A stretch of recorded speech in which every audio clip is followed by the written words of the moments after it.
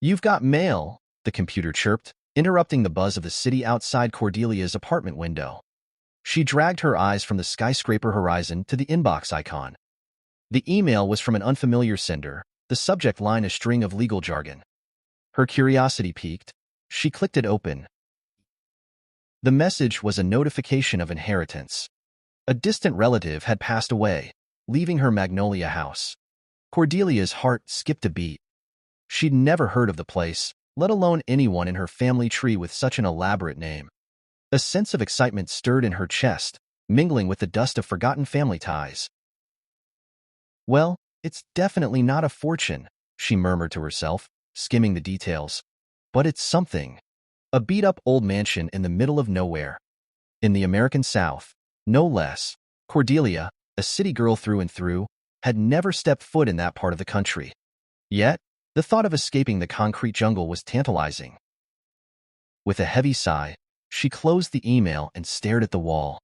The same four walls she'd been staring at for too long.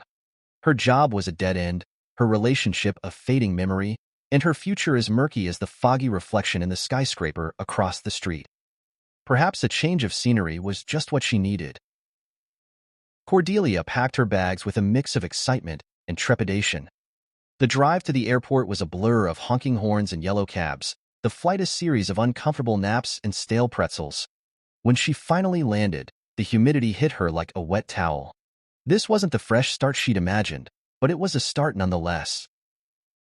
The cab ride to Crimson Ridge was eerily quiet, the driver offering only monosyllabic answers to her questions. The scenery outside grew denser, the concrete giving way to a tapestry of green that swallowed the city's glow. She couldn't shake the feeling that she was being swallowed by the land itself. As they approached the manor, the road grew more narrow, the trees more claustrophobic. Spanish moss hung from their limbs like ghosts of past centuries, swaying in the thick, still air. The house loomed through the fog, a shadowy silhouette with peeling paint and windows like vacant eyes. "Here you are, miss," the driver said, his voice a sudden intrusion. He helped her with her luggage, glancing over his shoulder at the house as if expecting it to breathe. "Good luck with your project." His smile didn't quite reach his eyes. Cordelia paid the fare and stepped onto the cracked driveway, her heart racing. The silence was deafening, broken only by the distant croak of a frog and the occasional rustle of the moss. She fumbled with the keys, the weight of the moment pressing down on her. As she pushed open the creaking door, the scent of decay and mildew filled her nose. The foyer was a tomb of shadows, the grand staircase leading to darkness above. She flicked on the lights, illuminating a dance of dust motes in the air. This was it. Her new home. The floorboards groaned beneath her feet as she explored, each room revealing more decay and neglect. The wallpaper peeled in places, exposing the raw plaster beneath. The furniture was antique, but not in the charming way she'd hoped for. More like it had been abandoned by time itself. Her heart sank as she surveyed the damage. This was going to be a bigger project than she'd anticipated. But she was determined. This mansion, with its ghosts of the past, was going to be her salvation. Or so she thought. The town of Crimson Ridge was a throwback to a bygone era. The general store was the heart of the community, its wooden floors worn smooth by generations of footsteps. The townspeople watched her with a mix of curiosity and suspicion, their eyes lingering just a beat too long. "Welcome to Crimson Ridge," the cashier said, her smile forced. "You must be the new owner of the old McAllister place." The words echoed in the near-empty store, and the few patrons turned to look at Cordelia. Their eyes held a glint of something she couldn't quite place.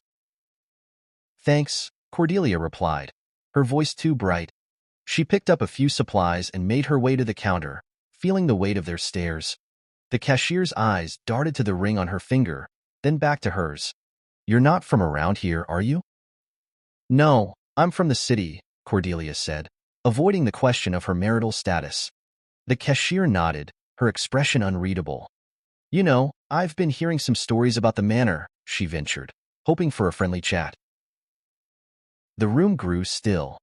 The cashier leaned in, her voice low. "Best not to pay those old tales any mind, Mississippi. The house has seen better days, sure, but it's just a house. Nothing more." The woman's eyes held a warning, but Cordelia couldn't shake the feeling that she was hiding something. Days turned into weeks as Cordelia worked tirelessly to restore the manor. She'd wake up early, the air thick with mist, and spend her days scrubbing and sanding, peeling back layers of the past. At night, she'd collapse into bed, her muscles aching, her mind racing with the day's discoveries. The house began to give up its secrets, one by one. Hidden compartments in the walls, a trunk filled with yellowed letters and faded photographs, a locket with a braided string of blonde hair. Each clue led her deeper into the history of the McAllister family and the tragedy that had claimed them. One evening, as the sun dipped below the swamp's edge, casting an eerie glow through the windows, she stumbled upon a portrait in the attic. It was a beautiful young woman with the same piercing gaze as the one that haunted her dreams. A chill ran down her spine as she realized it was her own reflection in the dusty glass. The whispers grew louder, the shadows longer. Cordelia could no longer ignore the sense that she wasn't alone. But she was determined to uncover the truth about Magnolia House. Little did she know, her curiosity was about to set in motion a series of events that would change her life forever. The door to the attic creaked open, the air thick with the scent of damp wood and forgotten memories. The portrait's eyes seemed to follow her as she approached, the dust motes swirling around the frame like a silent storm. She reached out, her fingertips grazing the cool metal of the locket. Her heart pounded in her chest as she opened it. Inside, she found a faded newspaper clipping, the headline screaming of a murder-suicide that had occurred in the manor decades ago. The victims were her newly discovered ancestors. The more she read, the more she understood the town's reluctance to speak of the house. With the locket in hand, she descended the stairs, her steps echoing through the house. The whispers grew to a crescendo, and she felt a cold hand brush her cheek. She spun around, but there was no one there. Cordelia knew she needed help. Someone who understood the mysteries of this place. And so, she sought out Zephaniah, the town's enigmatic elder, whose stories had once been dismissed as the ramblings of an old man. Now, they were her only hope of making sense of the madness that surrounded her. The town square was quiet, the tattered remains of a forgotten festival flapping in the breeze. She found him sitting on a bench, his eyes closed, as if in deep thought or perhaps dozing in the heat. "Mr. Zephaniah," she called out, her voice quavering. He opened his eyes, and for a moment, she saw something ancient and knowing in their depths. "I need your help." He looked at the locket in her hand, then back at her. "The past is a swamp, Mississippi. Sometimes it's better to let it lie." But the way his gaze lingered on the house behind her told her he knew she wouldn't heed his warning. Their alliance was forged in whispers and shadows. Zephaniah, with his grizzled beard and eyes that held the weight of untold stories, became Cordelia's guide through the tangled web of Crimson Ridge's history. They'd sit on the manor's creaking porch, sipping sweet tea as he recounted tales of love and loss, of anger and vengeance, all wrapped in the heavy cloak of the South's haunting lore. His words painted vivid images of the McAllisters' tragic end, the house a silent sentinel to their suffering. The townspeople watched from the corners of their eyes as the two grew closer, their whispers growing louder. The young outsider with the haunted house and the old man who knew too much. Cordelia felt the tension thicken with each passing day, the air heavy with secrets and accusations unspoken. Yet, she was undeterred. The house had claimed her, and she would not let it go without a fight. As the restoration progressed, so too did the hauntings. Objects would move of their own accord, cold spots would appear and vanish, and the whispers grew more insistent. Cordelia's resolve wavered, but Zephaniah's stoic presence was a rock in the stormy sea of her fear. He taught her the ways of the swamp, the rhythms of the land, and the respect it demanded. One moonlit night, as the crickets sang their lullabies and the Spanish moss danced in the breeze, they decided to confront the spirit that clung to the manor. Armed with candles, sage, and a determination to claim her birthright, Cordelia followed Zephaniah through the shadowed halls. The whispers grew to a fever pitch, the air thick with anticipation. In the library, the heart of the house, they found her. The ghost of a woman, dressed in a tattered gown, her eyes brimming with a sadness that transcended time. She hovered near the fireplace, the flames casting a flickering glow across her translucent form. Cordelia's heart ached for her, for the pain that was etched into every line of her spectral face. "What do you want?" Cordelia whispered, her voice trembling. The ghost's gaze fell upon her, the chill in the room deepening. "I want what's rightfully mine," the spirit replied, her voice a soft echo. "I want to rest." The realization hit her like a sledgehammer. This wasn't just a story, a figment of local imagination. This was her family's legacy, a tragedy that had seeped into the very bones of the house. With Zephaniah's guidance, Cordelia set to work uncovering the truth, digging through layers of deceit and heartache. The whispers grew softer, the shadows less menacing as she pieced together the events of that fateful night. And as the house began to shed its secrets, the town too began to open up, revealing the darkness that had long been festering beneath the surface. The townspeople's suspicion transformed into a begrudging respect as they saw the strength in Cordelia's eyes, the same determination that had driven the McAllisters before her. Yet, she knew that true peace would not come without confronting the malevolent force that had taken root in the manor. The night of the exorcism was a battle of wills. Cordelia and Zephaniah stood together, their candles casting a feeble light against the engulfing darkness. The whispers grew to a dissonance, the air charged with a power that was palpable. They recited incantations, their voices rising in unison, the house shuddering with each syllable. Suddenly, a scream pierced the night, a sound so raw and filled with rage that it seemed to shatter the very fabric of the air. The portrait of the young woman crashed to the floor, the glass shattering into 1,000 shards. The spirit materialized before them, a tornado of anger and despair. Cordelia stepped forward, the locket clutched in her hand. "I am Cordelia McAllister," she declared. "I am here to set things right." The spirit's rage seemed to falter for a moment, her form flickering. "You carry the name of the one who wronged me," she hissed. "But I am not her," Cordelia replied, her voice steady. "I am here to heal the wounds of the past." Zephaniah spoke the ancient words, his voice weaving a tapestry of power and compassion. The air grew thick with the scent of sage, the candle flames dancing in a silent symphony. The spirit's form wavered, the shadows around her retreating like a tide. With a final, anguished wail, she was gone. The house fell silent, the whispers silenced. The tension that had held the air hostage dissipated, leaving only the gentle hum of the swamp outside. In the aftermath, Cordelia felt a profound sense of relief, but also a deep sadness. The spirit was at peace, but the house remained attuned to its past. Together with Zephaniah, they worked to give the manor new life, filling it with laughter and warmth. The townspeople began to warm to her, their suspicion giving way to friendship. They shared more of their stories, their history, and the ways of the swamp. Cordelia discovered that she had a knack for the local folklore, a gift that had been passed down through her lineage. Months turned into years, and Magnolia House grew into a beacon of light amidst the shadowy swamp. The restoration was complete, and the house stood tall, its walls no longer whispering of pain. Yet, the echoes of the past remained, a gentle reminder of the journey she had undertaken. One evening, as the sun painted the sky with fiery hues, Cordelia sat on the porch, the locket in her hand. She had come to understand that the house was more than just a pile of bricks and decaying wood. It was a living, breathing entity, a keeper of secrets and a witness to love and loss. And as she watched the light play across the locket, she knew that she had found her place in the world. Here, in this remote, hauntingly beautiful corner of the South, she had found a home, a purpose, and a connection to a family she had never known. The whispers had faded, but the house was not entirely silent. Now, it sang with the memories of those who had come before, their stories woven into its very foundation. And as the night closed in, the swamp serenade grew louder, a chorus of life and rebirth. Cordelia stood, the locket around her neck, the weight of the past a comfort rather than a burden.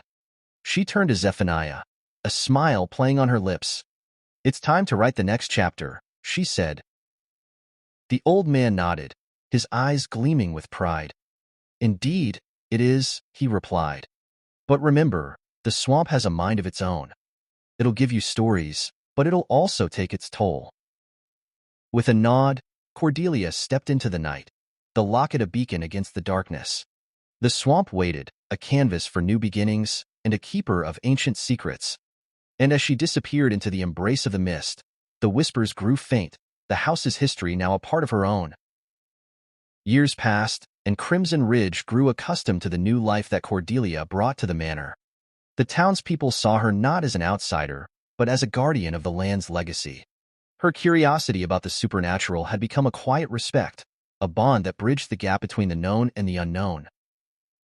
One evening, as the moon cast silver ribbons across the water, she sat in the garden, surrounded by the blooming magnolias and the soft whispers of the night. A cool breeze rustled the leaves, carrying with it a faint melody, a lullaby from a time long past. The whispers grew louder, a chorus of ghostly voices, and she knew it was time. Time to face the final piece of the puzzle, the secret that had eluded her for so long. With Zephaniah's guidance, she had learned to listen to the whispers, to understand their language of sorrow and longing. The swamp held the key, the heart of the town's mysteries and the manor's haunting. The whispers grew clearer, a map of the past etched in the very air she breathed. Following the spectral trail, she waded through the murky waters, the cypress trees standing sentinel as she approached the heart of the swamp. There, in the moonlit clearing, lay a grave, untouched by time. The headstone was barely visible, the name worn away by the relentless march of the seasons. But Cordelia knew who it was, the missing piece of the McAllister tragedy, the secret that had been buried along with the house's darkest hour. Kneeling beside the grave, she whispered the words that had been passed down through generations of her lineage. The words of release, of peace, and of truth. The air grew still, the whispers ceased, and the swamp held its breath. And as the mist lifted, the spirit of the young woman appeared before her, no longer wrought with anger, but a soft smile gracing her ethereal features. "Thank you," she murmured, her voice now a gentle zephyr. Cordelia felt a warmth spread through her, a sense of belonging and closure. The house had been cleansed, the spirits laid to rest. Magnolia House was no longer a prison for the dead, but a sanctuary for the living. As the ghost faded into the night, Cordelia realized that the true inheritance was not the house or the land, but the stories it held. Stories of love and loss, of pain and healing, of the human spirit's resilience in the face of darkness. The swamp had given her a gift, a purpose, and as she returned to the manor, the whispers of the past no longer haunted her dreams, but inspired her. For she had become the storyteller of Crimson Ridge, the keeper of its hauntingly beautiful secrets. Cordelia began to host gatherings, inviting the townspeople to share their stories and legends under the auspices of the manor. The house that once stood as a monument to fear now became a beacon of unity, its walls echoing with laughter and the warmth of shared experiences. One night, as the fire crackled in the hearth, the townsfolk gathered around, their faces aglow with candlelight. Zephaniah sat in his favorite chair, his eyes twinkling as he listened to the tales that spun through the air. The room was alive with the energy of the swamp outside, a place where the veil between worlds was at its thinnest. Cordelia stood before them, the locket around her neck, the final piece of her family's puzzle resting against her chest. She told them of her journey, of the whispers that had led her to the heart of the swamp, and the truth that had set her ancestors' spirits free. The room was silent, their eyes locked on her every word. And when she finished, the air was thick with understanding. The townspeople knew that she had faced the darkness and emerged stronger for it. They saw in her a kindred spirit, one who had embraced the land and its mysteries. The whispers grew faint, a gentle lullaby that lulled the house to sleep. The shadows danced in the corners, the ghosts of the past now guardians of her future. The manor was no longer a prison but a testament to the enduring power of the human spirit. As the evening drew to a close, the guests departed, leaving Cordelia and Zephaniah in the quiet embrace of the night. They sat on the porch, the warmth of the day lingering in the air. "You've done well, child," he said, his voice a comforting rumble. Cordelia looked out over the swamp, the moon casting a silver path across the water. "There's still so much to learn," she replied, a hint of wonder in her voice. Zephaniah nodded. "And the swamp will teach you. But remember, The stories it tells are not just for us. They're for the world to hear. With that, he stood, leaning heavily on his cane. Rest now, he said, patting her hand. Tomorrow, we begin anew. And so, with the whispers of the swamp as her lullaby, Cordelia went to bed, the locket beneath her pillow. She dreamed of the woman in the portrait, her ancestor, now at peace. The house was quiet, the whispers just a memory. The next morning, she awoke with a sense of purpose. The swamp had given her a gift, and she would honor it. She picked up a pen and began to write, the ink flowing onto the page like the water through the cypress roots. The stories of Crimson Ridge would live on, a testament to the power of healing and the strength of the human spirit. The manor had become a sanctuary for lost souls, both living and dead. And as the sun rose over the swamp, Cordelia knew she had found her place in the world. The whispers had led her here, and now she would be the voice for those who could no longer speak.